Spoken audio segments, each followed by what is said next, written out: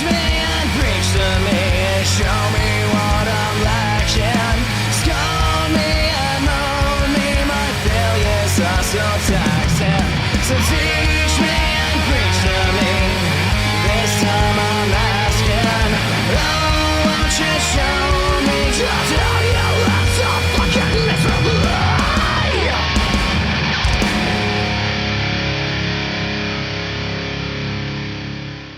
Hello ladies and gentlemen, I'm TWK and welcome to TWK Reviews, where I review whatever's on my mind. And today we are doing a mid-season finale. That's right, after today there's going to be another little break before we get to videos once again. But before we get to any of that, I gotta thank my Plus Ultra patrons over at patreon.com/TWK Reviews. Bumper, Costinate of Bumper Reviews, and Ricky Relic. Thank you so much for contributing. Now this video is going to be a little different from past few videos that you've seen on this channel because they've been kind of a pain in the ass to edit, so this editorial is going to be completely on camera, but don't worry, it's going to be very edited, and unlike my last video, I have a script, so yay, we got a couple of pages to get through right here, so that should be tons of fun. On a bun! So, let's get to that, shall we? So first off, we have the immortal question that people have been asking for the past several years. Do wins and losses matter within the world of professional wrestling? In short, yes!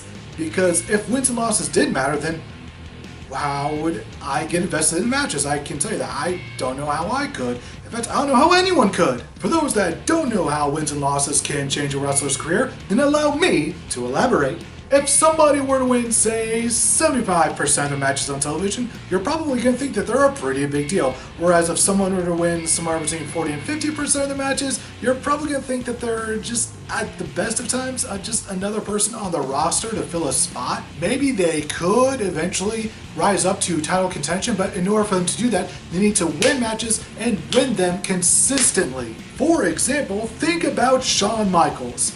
All the way back in the 90s, and the fact that he didn't just not lose matches, he almost never lost championships without vacating them. Fair being fair, this is a bit of an extreme example, but because Shawn rarely ever lost, the fans looked at him like he was a big deal, like an actual star of the program. I know what you're thinking, that's all the way in the past. The business has changed so much in the past several decades. You know what?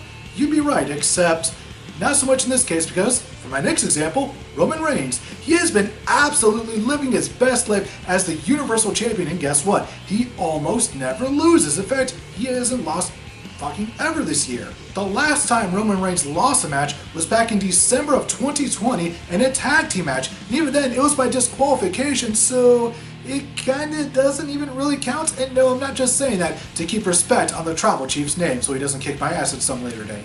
And with all these wins Roman has, whenever someone eventually beats him clean for the Universal title, the place is going to lose their minds! And it's going to be like one of the greatest things ever! That victory would mean so much less if he had the win-loss record of someone like John Morrison.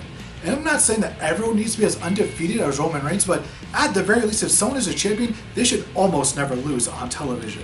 And yes, I know there are naysayers out there who still will claim that wins and losses really don't matter, and those people are wrong and fools, like Road Dogg. At least for the most part. There does come a point where a wrestler can become bulletproof. Take John Cena, for example. His last victory was in January of 2019. No, really, that's actually that's the truth. That's fact. You can look that up on multiple websites. I couldn't believe it when I saw it with my own eyes either. And yet, if you were to ask most people, they would still put him on like their Mount Rushmore of pro wrestling.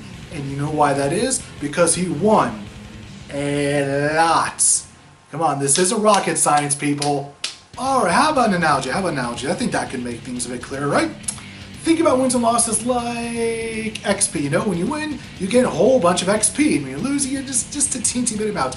And the people who are the top people in the company are like level 99 because they got, you know, all that XP, getting up there at max level. People like Roman Reigns and Brock Lesnar.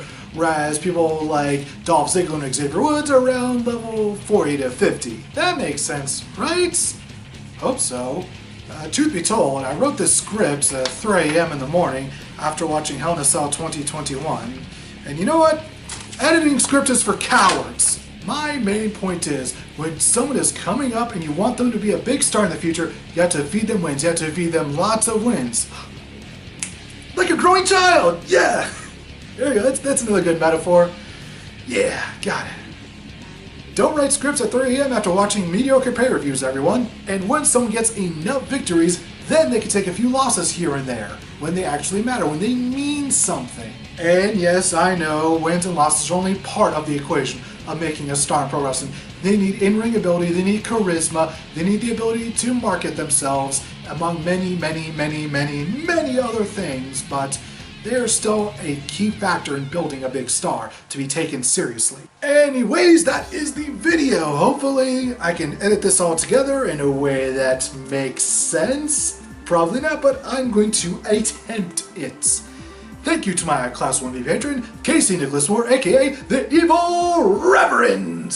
Thank you all so much for watching this video. Hope you enjoy the first half of Season 2. I'll see you soon enough with a video game review of what? Let's just say it's going to be Nintendo related and wrestling related. I'm going to leave it at that. I know that covers a lot of ground, but that's how you build anticipation. See you in the second half, everyone.